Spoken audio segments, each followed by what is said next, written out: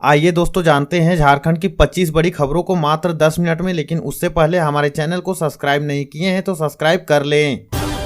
एक और बड़ी खबर है दोस्तों, झारखंड रांची में कांके रोड स्थित मुख्यमंत्री आवासीय परिसर में देश के विभिन्न राज्यों से आए आदिवासी प्रतिनिधियों ने मुख्यमंत्री हेमंत सोरेन से भेंट किया। मुख्यमंत्री हेमंत सोरेन ने उन लोगों को स्वागत किया और उन्होंने कहा कि हमें एक होकर संघर्ष और आगे बढ़ने का संकल्प लेना चाहिए। और मुख्यमंत्री हेमंत सोरेन ने यह भी कहा कि देश के स्वतंत्रता आंदोलन से लेकर आधुनिक भारत में मुख्य योगदान आदिवासियों का अहम रहा है। आइए देखते हैं संबोधन में उसने क्या कहा। आज बतौर मुख्यमंत्री के रूप में मैं आपके समक्ष हूँ। कितने झंझावातों, कितने चुनौतियों के बाद आज हम इस जगह पर है। और ऐसा नहीं है कि ये बहुत हमारे लिए सुकून वाली जगह है। हम लोग जैसे जैसे और आगे जाएंगे, चुनौतियां हमारे लिए और भी बढ़ेंगी, क्योंकि ये व्यवस्था ही ऐसा है। समंदर में, नदी तालाब में आप देखते हो कि बड़ी मछली छोटी मछली को खाता है।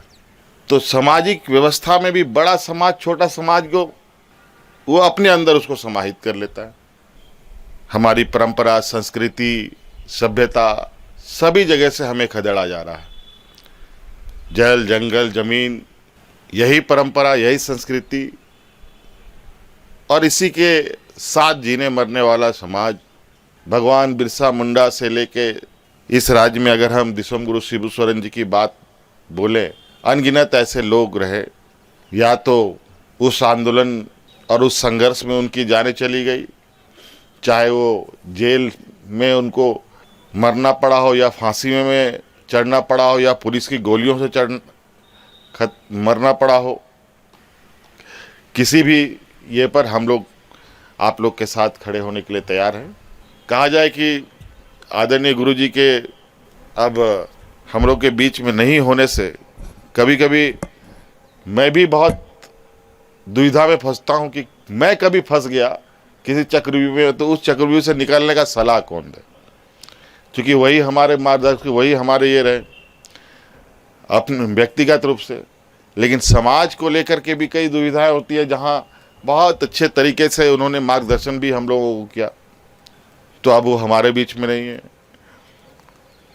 लेकिन आज चौधरी जी को देख करके ऐसा प्रतीत होता है, नहीं, समाज में कोने कोने में लोग जन्म लेते हैं और ज़रूर ये बैठक सफल बैठक के साथ यहाँ से जाएगा।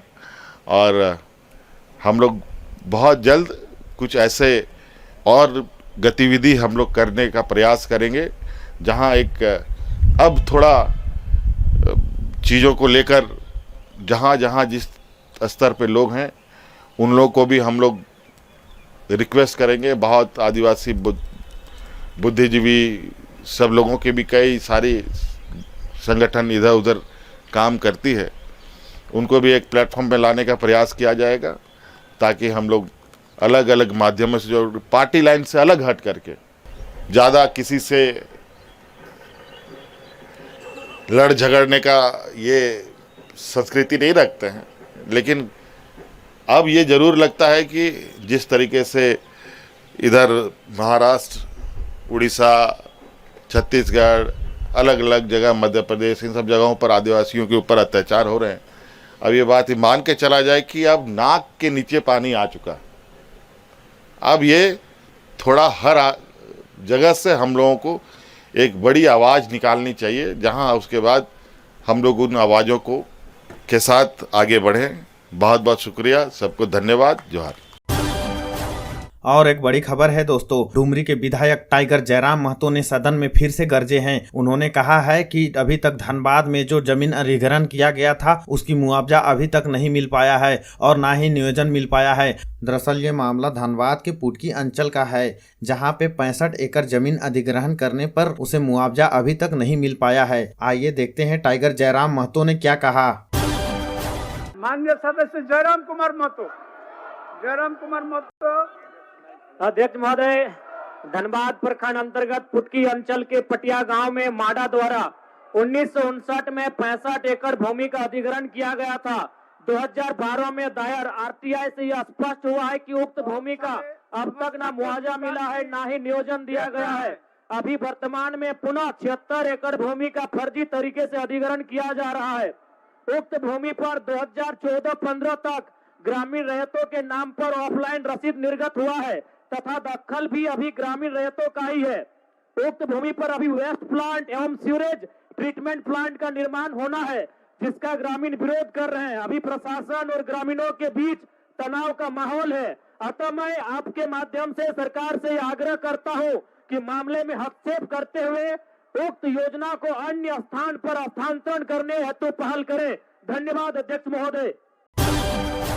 और एक बड़ी खबर आई है दोस्तों, झारखंड कैबिनेट की बैठक में कई प्रस्तावों को मंजूरी मिली है। बालूमाथ में डिग्री महाविद्यालय निर्माण के लिए 38.82 करोड़ रुपए की मंजूरी मिली। दरअसल झारखंड कैबिनेट की बैठक सोमवार को आयोजित की गई। इसमें कई अहम प्रस्तावों को मंजूरी दी गई। लीलांबर पीताम्बर महाविद्यालय पलामू अंतर्गत लातेहार जिले के बालूमाथ में डिग्री महाविद्यालय बालूमाथ लातेहार के निर्माण कार्य के लिए 38.82 करोड़ रुपए की प्रशासनिक स्वीकृति दी गई है। और एक बड़ी खबर है दोस्तों, कैबिनेट की बैठक में एक और बड़ी फैसला ली गई। खरीफ विपणन मौसम 2025-26 में धान अधिप्राप्ति के लिए धान के लिए निर्धारित न्यूनतम समर्थन मूल्य 81 रुपये प्रति क्विंटल की दर से स्वीकृति दी गई। इसके लिए कुल 48.60 करोड़ रुपए की स्वीकृति मिली है। जी हाँ दोस्तों, एक और बड़ी खबर है दोस्तों, विधानसभा के शीतकालीन सत्र का दूसरा दिन 7,721 करोड़ रुपए की द्वितीय अनुपूरक बजट पेश हुआ। वेल में घुस गए विपक्ष। दरअसल झारखंड विधानसभा के शीतकालीन सत्र का कल दूसरा दिन रहा। राज्य सरकार के वित्तीय वर्ष 2025-26 के लिए 7,721 करोड़ रुपए का अनुपूरक बजट सदन में के पटल पर रखा गया। इसके बाद सदन की कार्यवाही मंगलवार 11 बजे तक के लिए स्थगित कर दी गई। इसके पूर्व सोमवार को दिन के 11 बजे सदन की कार्यवाही शुरू हुई। सदन की कार्यवाही की शुरुआत हंगामेदार हुई। विपक्ष पहले सदन के बाहर सीढ़ियों पर नारेबाजी करते रहा। सदन की कार्यवाही के दौरान विपक्षी विधायक वेल तक पहुंच गए। यहां भी वे लगातार नारेबाजी करते रहे। विपक्ष ने सरकार पर मनमानी करने का आरोप लगाया। प्रश्नकाल के दौरान लगातार हंगामा होने पर विधानसभा अध्यक्ष रविन्द्रनाथ महतो ने कहा कि अगर सदस्यों को हंगामा करना ही है तो सर्वदलीय और कार्य मंत्रणा समिति की बैठक का कोई अर्थ नहीं रह जाता। उन्होंने बताया कि इस तरह का आचरण सदन की कार्यवाही को प्रभावित करता है। इसके बाद भी विधायक नहीं माने, जिसके बाद कार्यवाही 12 बजे तक के लिए स्थगित कर दी गई। दोबारा सदन की कार्यवाही शुरू हुई तब नेता प्रतिपक्ष बाबूलाल मरांडी ने धान खरीद के मामले को उठाया। जी हां, एक और बड़ी खबर, विपक्ष सरकार को घेरने की पूरी तैयारी कर ली है। भाजपा प्रदेश अध्यक्ष और नेता प्रतिपक्ष बाबूलाल मरांडी की अध्यक्षता में बैठक हुई। विपक्ष ने राज्य सरकार की नीतियों और हाल के फैसलों पर संयुक्त रणनीति तय की है। भाजपा के मुख्य सचेतक नवीन कुमार के अनुसार विपक्ष सदन के दौरान राज्य में छात्रवृत्ति रोकने, परीक्षा शुल्क बढ़ाने और धान की खरीद में हो रही देरी जैसे मुद्दों पर सरकार को सदन में घेरेगी। दरअसल परीक्षा शुल्क में असामान्य वृद्धि कर सरकार ने छात्रों पर आर्थिक बोझ बढ़ा दिया है, जबकि छात्रवृत्ति रोकने से लाखों विद्यार्थी की पढ़ाई में प्रभावित हो रही है। धान की खरीद को लेकर किसानों में भारी नाराजगी भी है।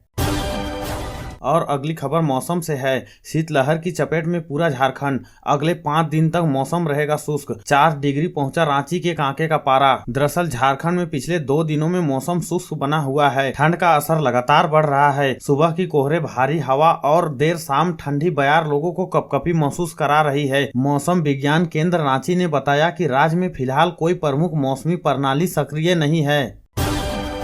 एक और बड़ी खबर है दोस्तों, केंदुआडीह गैस रिसाव मामला में विस्थापन प्रस्ताव खारिज। ग्रामीण बोले पुश्तैनी जमीन नहीं छोड़ेंगे। खतरनाक स्थिति पर पहुंचा गैस का स्तर। दरअसल धनबाद के केंदुआडीह में कार्बन मोनोऑक्साइड गैस रिसाव से प्रभावित ग्रामीणों ने बीसीसीएल के विस्थापन प्रस्ताव को पूरी तरह से खारिज कर दिया है। सोमवार को ग्रामीणों ने स्पष्ट किया कि वे अपनी पुश्तैनी जमीन छोड़कर बेलगड़िया या करमटाड़ नहीं जाएंगे। उन्होंने कहा कि मर जाएंगे लेकिन जमीन नहीं छोड़ेंगे। केंदुआडीह बस्ती के लोगों का कहना है कि यह जमीन उनकी पीढ़ियों का विरासत है और इसे छोड़ने का सवाल ही नहीं उठता। ग्रामीणों के अनुसार गैस रिसाव की घटना के बाद बीसीसीएल उन्हें बेलगड़िया या करमटाड़ में स्थानांतरित करने की बात कर रहा है, लेकिन यह उनके जीवन यापन के लिए यह संभव नहीं है। इधर गैस का स्तर खतरनाक स्थिति पर पहुंच चुका है।